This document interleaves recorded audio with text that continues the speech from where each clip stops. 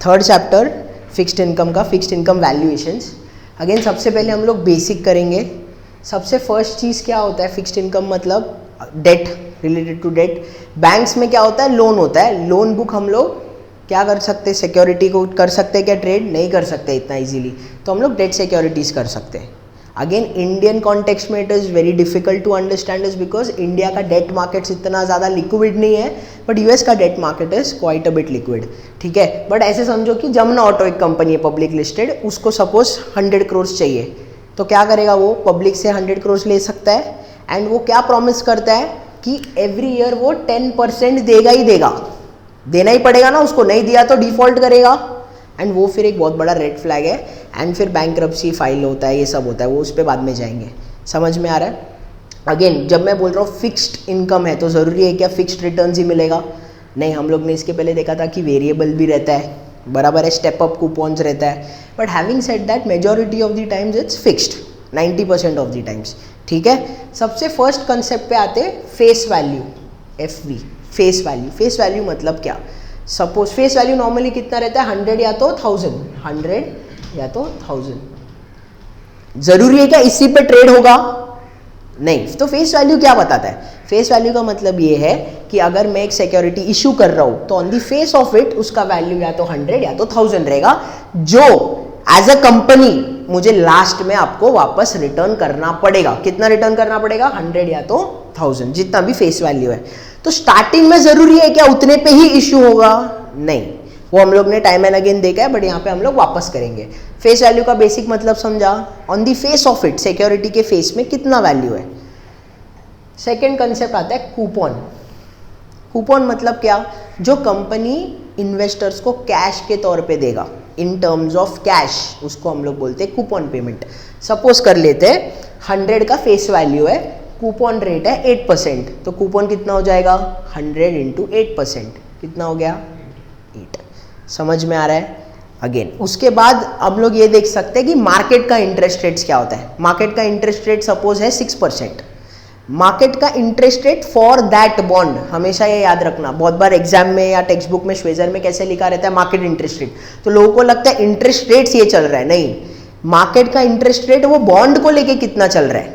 तो सपोज कर लेते हैं बॉन्ड को लेके मार्केट इंटरेस्ट रेट 6% है। मैंने क्या बोला है, मार्केट इंटरेस्ट रेट 6% का मतलब क्या है कि इन्वेस्टर को लग रहा है कि यार हम लोग को मिनिमम 6% मिलना चाहिए, बराबर। 6% बहुत कम है इंडियन कॉन्टेक्स्ट में, मैं सिर्फ नंबर्स ऐसे एग्जाम्पल के तौर पे ले रहा हूँ। कितना बोल रहा है इन्वेस्टर्स, क्या बोल रहे हैं कि हम लोग को अगर जमुना ऑटो में डालना है तो 6% तो हमको मिनिमम चाहिए। जमुना ऑटो क्या बोल रहा है, मैं कितना दूंगा, 8% दूंगा, तो लोगों को अच्छा लगेगा, तो क्या हो जाएगा, डिमांड ऑटोमेटिकली बढ़ जाएगा। बेसिक इकोनॉमिक्स क्या है, डिमांड ज्यादा तो प्राइस ज्यादा। तो in that case even though face value 100 है, बॉन्ड कितने पे ट्रेड होगा, 100 से ज्यादा में ट्रेड होगा, बराबर। जब मेरा कूपन रेट 8% है और मार्केट इंटरेस्ट रेट 6% है, तो लोग बोल रहे हैं कि मिनिमम 6% चाहिए, बट कंपनी 8% दे रहा है, तो सबको लगेगा यार मस्त है, तो मेरे को खरीदना ही है, एंड सब लोग वही बोलेंगे, सबका मेंटालिटी वही रहेगा, तो ऑटोमेटिकली डिमांड बढ़ेगा और प्राइस बढ़ेगा। बट हम लोग क्या अभी ये सम में कैसे किया है, मैंने आज के तारीख में इशू कितने पे हो रहा है, 98 पे हो रहा है, यानी कि मैं 100 से कम दे रहा हूं। 100 से कम कब देंगे, जब आपको लग रहा है कूपन 8% है बट इंटरेस्ट रेट अज्यूम कर लो 10% है, मतलब इन्वेस्टर्स को लग रहा है यार अगर मैं जमुना ऑटो में इन्वेस्ट करूं ना, मुझे कम से कम 10% तो चाहिए। जमुना ऑटो क्या बोल रहा है कि नहीं मैं 8% ही दूंगा, तो लोग लेंगे क्या बॉन्ड, नहीं लेंगे, जिसकी वजह से क्या हो जाएगा, डिमांड कम हो जाएगा एंड प्राइस ऑटोमेटिकली कम हो जाएगा। सप्लाई ज्यादा रहेगा ना, तो ऑटोमेटिकली प्राइस गिरेगा। इसके लिए प्राइस यहाँ पे 98 है। तो अगर मेरे पास 1 2 3 4 वेरिएबल्स है, नंबर ऑफ ईयर्स 5, अगर ये 4 वेरिएबल है तो ऑटोमेटिकली मैं IRR ढूंढ पाएगा। IRR is nothing but market interest rate of that bond. तो करो एक बार, कैसे करोगे, कैलकुलेटर पे आओगे, सबसे पहले पीवी। अगेन ये ऑर्डर नेसेसरी है क्या, पहले पीवी डालना है फिर एन डालना है, ऐसा कुछ नहीं, आप कैसे भी करो। 98 आप स्टार्ट, देखो इन्वेस्टर के पर्सपेक्टिव से करना है। इन्वेस्टर के पर्सपेक्टिव से क्या है कि वो 98 रुपीज दे रहा है जमुना ऑटो को, एंड उसको लास्ट में 100 मिलने वाला है, एंड बीच में उसको कूपन रेट्स मतलब कूपन पेमेंट्स मिलने वाला है। तो स्टार्टिंग में अगर इन्वेस्टर पैसा दे रहा है तो माइनस उसके हाथ से पैसा गया, तो प्रेजेंट वैल्यू में कितना आएगा 98, फिर माइनस डालोगे एंड फिर पीवी प्रेजेंट वैल्यू। हर साल कितना मिलने वाला है, तो ऐसा टाइमलाइन बना लो ना, 5 इयर्स है, स्टार्टिंग में 98 दे रहा है इन्वेस्टर, हर साल कितना मिल रहा है 100 इंटू 8%। कभी भी 8% इंटू 98 नहीं होता है, फेस वैल्यू पे कूपन होता है। 100 इंटू 8 कितना हो गया 8 8 8 8 8 एंड लास्ट में कितना मिलेगा 100। तो ये आपका क्या हो जाएगा PMT, जो एवरी ईयर आपको मिल रहा है कांस्टेंट, कितना मिल रहा है 8 8 8 8। तो आप क्या करोगे 8 आपका PMT डालोगे, 8 फिर PMT, अभी भी PMT और 8 मत डाल देना, पहले 8 एंड फिर PMT। लास्ट में आपको कितना मिलने वाला है 100 face value. Number of years कितना है 5, तो 5n आपको 5n। तो कंप्यूट क्या करना है IRR, I by y, I by y is nothing but IRR। तो कंप्यूट I by y कितना आ रहा है 8.5। अगर आप ध्यान से देखोगे मेरे कूपन से ज्यादा ही रहेगा, क्योंकि प्राइस मेरा 98 है ना। समझ में आया? वो 10% तो मैंने ऐसी रैंडमली लिया 8 से ज्यादा करके, एग्जैक्ट आंसर कितना है 8.5%। तो अभी अगेन यहाँ पे भी एक और डाउट आता है सब लोग को, इन रियलिटी आप कितना कमा रहे हो? इन रियलिटी आप 8% कमा रहे हो कि 8.5% कमा रहे हो? 8.5% कमा रहे हो। तो अगेन डाउट सबसे मेजर क्या आता है हमेशा कि यार ये तो फिर सही है, ये भले 8% बोल रहे तो 8.5, कल को ये 95 भी रहा और ये 8.5 की जगह 10% भी हुआ, तो मैं आप बोल रहे हो कि 10% कमाओगे, ऐसे तो फिर हमेशा होगा। हाँ होगा, बट फिर प्रॉब्लम क्या है कि रिस्क भी तो बढ़ रहा है ना। आपको ये 8.5% कब मिलेगा? अगर आप इन्वेस्टर होल्ड्स दी बॉन्ड टिल मैच्योरिटी, मतलब 1 2 3 4 साल, 1 2 3 4 और 5 साल होल्ड करेगा तो ही उसको 8.5% मिलेगा। First criteria. सेकंड क्राइटेरिया क्या है? इशुअर जो है जमुना ऑटो जो है वो डिफॉल्ट नहीं करेगा अपने पेमेंट पे, तो क्योंकि आप समझो, देखो भले आपको 8% मिल रहा है, 8 8 8 8 8, ये जो 98 आपने स्टार्टिंग में 98 दिया था, लास्ट में 100 मिल रहा है ना, तो यहाँ पे भी 2 रुपया एक्स्ट्रा मिल रहा है, जिसकी वजह से आपका रिटर्न 8% से ज्यादा है। बट वो कब मिलेगा?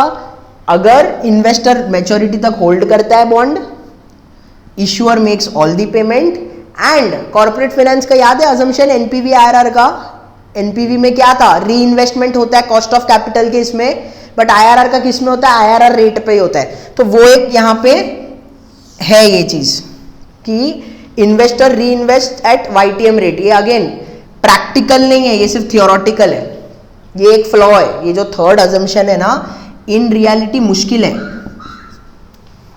इन रियलिटी मुश्किल है। हम लोग ने ऑलरेडी कॉर्पोरेट फाइनेंस में किया था, वहां पे मैंने डिटेल में एक्सप्लेन किया था कि क्यों एक फ्लॉ है। ठीक है, अगेन ये चीज बहुत इंपॉर्टेंट है, जिसकी वजह से मैं क्या बोल रहा हूं कि IRR is nothing but YTM. YTM is what? Yield to maturity. Maturity तक आप पकड़ते हो बॉन्ड तो आप कितना कमाते हो, यील्ड क्या है आपका। YTM, IRR, market interest rate of that bond सब सेम ही रहेगा। एंड अगर आपको याद है कॉर्पोरेट फाइनेंस में मैंने क्या बोला था, ये जो 10% है ये minimum required rate of return है इन्वेस्टर के पर्सपेक्टिव से, that is nothing but your what? IRR या YTM, but not your coupon rate.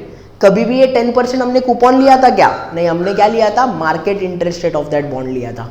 Clear है ये कंसेप्ट? कोई भी डाउट है तो यहाँ पे इसके लिए देखो मैंने पूरा वापस लिखा है। We take the YTM market interest rate as the cost of capital for debt, since if the bond holder holds the bond till maturity they will earn the YTM interest rate and not the coupon rate. समझ में आया? यहाँ पे भले यहाँ पे 8% coupon है, but interest rates कितना एक्चुअल में कितना कमाने वाले हो आप मैच्योरिटी तक होल्ड करोगे तो 8.5। एंड ये 8.5 भी क्या करना पड़ेगा? इंटू 1 माइनस टैक्स रेट, क्योंकि टैक्स का हम लोग को बेनिफिट मिलता है। वो हमने ऑलरेडी किया हुआ है ना ये सब, corporate finance, cost of capital. ठीक है, उसके बाद एक कंसेप्ट है semi annual bonds. Semi annual मतलब क्या? यहाँ पे क्या था? एनुअल था, ये हम लोग ने अगेन पहले भी किया हुआ है। सिंपल लॉजिक से समझते हैं, अगर 100 रुपया मैं इन्वेस्ट कर रहा हूँ, 100 रुपया इन्वेस्ट कर रहा हूँ एंड मैं बोल रहा हूँ 10% आप कमाओगे सेमी एनुअल बेसिस पे, सेमी एनुअल बेसिस पे। इसको क्या बोलते थे हम लोग? Nominal returns. तो इन रियलिटी आप 10 कमाओगे कि 10 से ज्यादा? 10 से ज्यादा, क्योंकि कैसा है सेमी एनुअल बेसिस पे 10% यानी कि क्या? 6 मंथ्स एंड 12 मंथ्स। तो कैसे होता था? आप 100 पे 5 रुपया कमाओगे एंड वापस एक 5 कमाओगे। 10% on a semi annual basis मतलब 10 और 10 नहीं होता, 10% ऑन सेमी एनुअल बेसिस मतलब 5 और 5 होता है। बट हम लोग कैसे देखते हैं फाइनेंस में, ये 5 हम लोग को 6 महीने के बाद मिल रहा है, ये भी तो हम री इन्वेस्ट करेंगे ना, कितने पे, 5% पे वापस री इन्वेस्ट होगा ना, ये 6 महीने 5% पे, तो कितना हो जाएगा, ये 5 यहाँ पे आया तो 5.25, तो टोटल आपका कितना अर्निंग हुआ 10.25, 100 रुपए पे 10.25। यानी कि जब मैं बोल रहा हूँ 10% on a semi annual basis is nothing but effective annual returns कितना हुआ 10.25%। समझ में आ रहा है, इसमें कोई डाउट है? इसको हम लोग क्या बोलते थे, EAY, इसको हम लोग क्या बोलते थे, नॉमिनल। लाइकवाइज यही कंसेप्ट को इन लोग आगे लेके गए, क्या बोल रहे हैं लोग, YTM on a semi annual coupon bond चाहिए। अभी आप ही मेरे को बताओ, प्रेजेंट वैल्यू है 1020, यानी कि क्या है, बॉन्ड है, प्रीमियम बॉन्ड है, 1000 का फेस वैल्यू है, ट्रेड कर रहा है 1020 पे, बराबर है ना, यानी कि मेरा कूपन अगर 7% है तो मेरा YTM 7 से कम रहना चाहिए। सिंपल है ना, इसमें ज़्यादा दिमाग चाहिए क्या? एग्जाम में कभी कभी इतना सिंपल आ जाता है, एक 7 रहेगा YTM, एक 7 के ऊपर, एक 7 के नीचे, क्या करना है, 7 के नीचे, सॉल्व भी मत करो, आता है, इतना सिंपल क्वेश्चन भी आता है, ठीक है। But having said that we will solve it once. PV is how much, 1020। चलो एक बार कैलसी पे करते हैं, अभी यहाँ पे देखो एक बार, उसके बाद आप सॉल्व करो, एक बार देख लो। 1020.78 माइनस मेरा प्रेजेंट वैल्यू, कूपन 7% है बट सेमी एनुअल है, तो 1000 का 7% कितना होता है, 70 रुपया, बट सेमी एनुअल हुआ तो 35 हो जाएगा, तो 35 मेरा PMT। नंबर ऑफ पीरियड्स कितना हो जाएगा, N, 5 साल है, यानी कि कितना, 10 पीरियड, क्योंकि एक साल में 2 पीरियड आ जाएगा ना सेमी एनुअल, 6 महीना 12 महीना, तो नंबर ऑफ पीरियड्स कितना हो जाएगा, 5 × 2 10, 10 मेरा N हो जाएगा। फ्यूचर वैल्यू या मेरा फेस वैल्यू कितना, 1000, कंप्यूट I/Y करोगे ना तो आंसर आता है 3.253236%। अभी आपको लगेगा इतना कम कैसे आ रहा है, इस बिकॉज ये सेमी एनुअल रेट है, मतलब जैसे ये 5%, ये कैसे किया था, 10% ऑन सेमी एनुअल को मैंने क्या किया था, 5 और 5 किया था ना, ये 5 इज नथिंग, ये जो 5% मैंने क्या किया था, 10 को डिवाइडेड बाई 2 किया ना, बेसिकली 10% डिवाइडेड बाई 2 किया तो 5% आया, बराबर। तो ये जो 5% है इज नथिंग बट दिस 3.253%। तो मेरे को अगर सेमी एनुअल बेसिस पे मेरे को नॉमिनल रिटर्न चाहिए तो मेरे को क्या करना पड़ेगा, 5 × 2 करना पड़ता है, अगर नॉमिनल टर्म्स में चाहिए। तो ये भी मैं क्या करूंगा, सेमी एनुअल है तो × 2, ताकि मेरे को जो आंसर आता है वो नॉमिनल टर्म्स में आ रहा है, मेरा एक्चुअल IRR उससे ज्यादा रहेगा, बट मेरा जो आंसर, कभी भी याद रखो, ये सबसे इंपॉर्टेंट चीज है कि जब मैं YTM निकाल रहा हूं सेमी एनुअल कूपन बॉन्ड, वो हमेशा नॉमिनल टर्म्स में रहेगा, हमेशा कौन से टर्म्स में रहेगा, नॉमिनल टर्म्स में रहेगा, ना कि EAY के टर्म्स में रहेगा। ये समझ में आ रहा है, ये बहुत इंपॉर्टेंट पॉइंट है, जिसकी वजह से इसका आंसर कितना आएगा, × 2 करोगे तो 6.506473। ये इन टर्म्स ऑफ क्या आएगा,